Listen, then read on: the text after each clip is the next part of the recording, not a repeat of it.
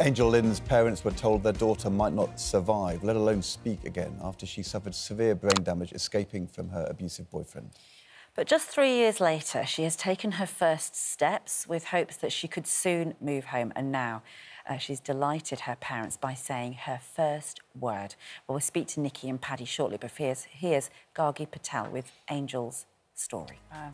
Angel's mum and dad, Nikki and Paddy, are here with us now. We see... I mean, your emotions obviously very, very raw.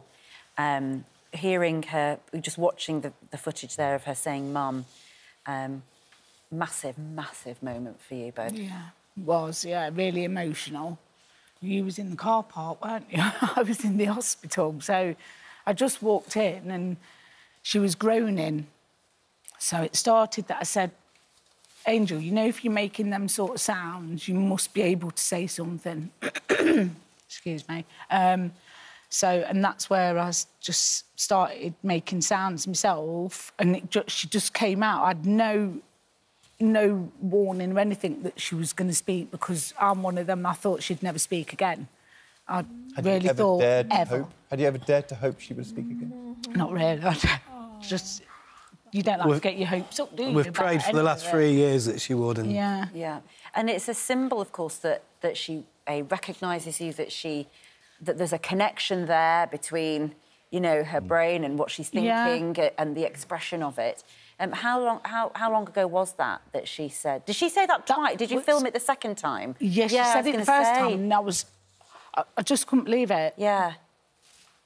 And I rang you, and then thought, I've got to get it on camera. So I thought, please, because sometimes she doesn't always do things a second time. Yes. No. So I asked her to do it again, and she did it straight away. Wow. So it was really good. Well, the doctors must have been so thrilled as well. Yeah, I think they were quite emotional, the doctor that came in and the nurses that were looking after her, when I says, come... She's just spoke.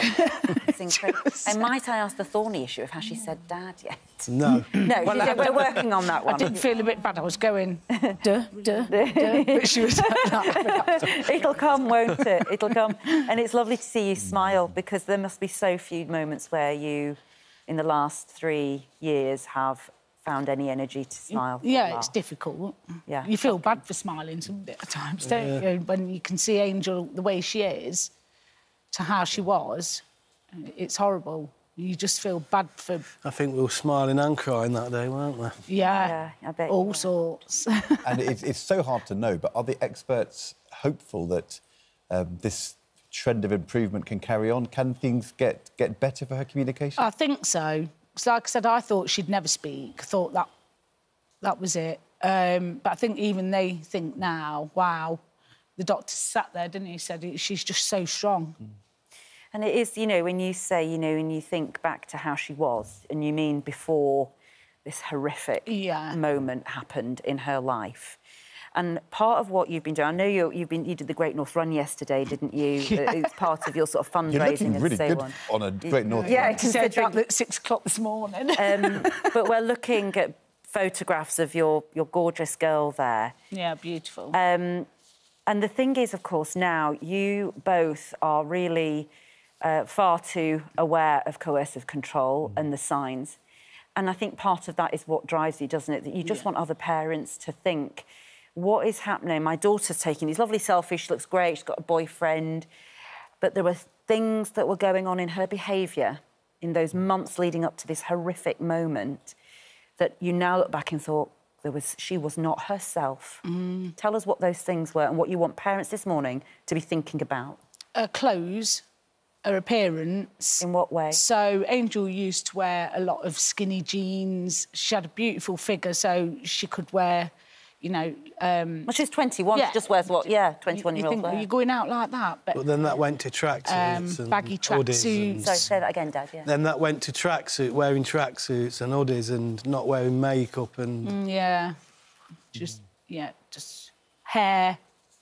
She didn't really have her hair down like she used to. It would be tied up in a bun. Sort of disappearing a little bit. Not like the makeup she used to do. She wouldn't go out before without putting her eyelashes on and You know, it used to take probably an hour to... And what other them things layers. now, looking back, do you think? Because I know, you know, that a sense of sort of panic every time he would ring or he was waiting. You know, she couldn't quite hold a normal conversation. She was, I've got to go, I've got to go, I've got to go. Yeah, It's like panicking, wanting to please the other person, even if it meant cutting short time with her parents. She loved you. Yeah, it was. It's been really difficult, and especially when you look back and you think, oh, should have seen that coming. You couldn't though. It's every parent's worst nightmare. You've done so much important work through the documentary to kind of raise awareness. When you look back now, is there one moment where you think, looking back, we should have seen that? Yeah, all the time. All the time. So I'll never let anyone get near me other girls at all. No. Yeah. It's not going to happen. It's just... And just tell us sort of some of the moments of joy that obviously we saw her saying mum again. And for you, Dad, what are the moments that you now, when you go to see her, she's in a rehab, and you hope that she's going to come home to you at some point? Yeah. We've had lots of adaptations done to the house now. It's nearly finished. So... Yeah. Got the bathroom now, Angel's bathroom to do, and An living awful lot area needs to be done. be... She needs 24-hour care, doesn't she? Yeah. Well, she has an incredible family around her, and she does, knows who you are. Yeah, she does. We hope your recovery from the Great North Run goes well in the next 20 Don't go by the stairs. No. Don't use the stairs today, would be our advice. But the important recovery is Angel's, the and lift. that is on track and going well. And so thank you to both of you for good luck making the with trip everything. down to share that with us, and also to raise awareness on something which is so hard and so important. It's really appreciated. Thank you. Thank you Thanks for very having much. us.